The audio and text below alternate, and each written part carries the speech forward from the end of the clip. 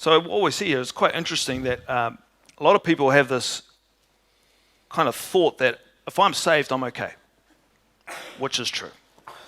You're written in the Lamb's Book of Life, you ain't going to be cast into the lake of fire. But there's another book that's opened. And it is recorded in here, our time spent here on the earth. And I can guarantee you it will be measured, the criteria for that is what God has called you to do while you're here on the earth. And many of us are in the wrong place. I remember Catherine Coleman saying that she was the third person who was meant to carry on with this, asked to do this ministry from God. The third person. What happened to these other two guys? Things will change. I'm very optimistic about the future. The devil's not winning. It may look like it, but he's not winning. He's not winning. We're winning, and we're powerful, and we're really strong. Go out and activate the power that I've put on your life. Sadly, today, we want to go back to the source all the time.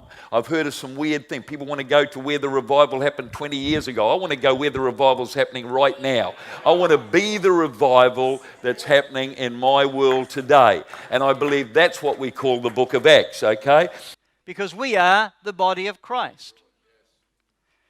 And the revelation that's come to me and the importance of it is this. Don said, I love church. What he's saying is, I love Christ. Because the church is Christ. It's the body of Christ. And you cannot love Christ any more than you love the church. And if you don't love the church, you do not love Christ. And you cannot honor Christ any more than you honor the church. Lord, if you're looking for faith, look no further.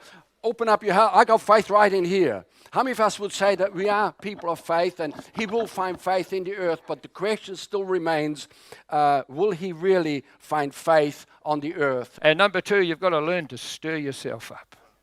Stir up that which is on the inside of you. Stir up the treasure which you carry in your earthen vessel.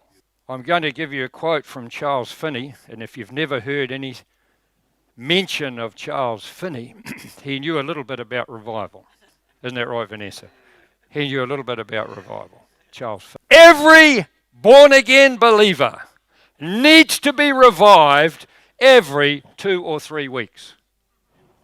Charles Finney. It's better caught than taught. And most of the stuff that's happened in my life and as an overflow, which I love that word overflow, which Pastor Colin just talked about, that is one of my favourite phrases in this whole walk with God is overflow. We should all live out of the overflow.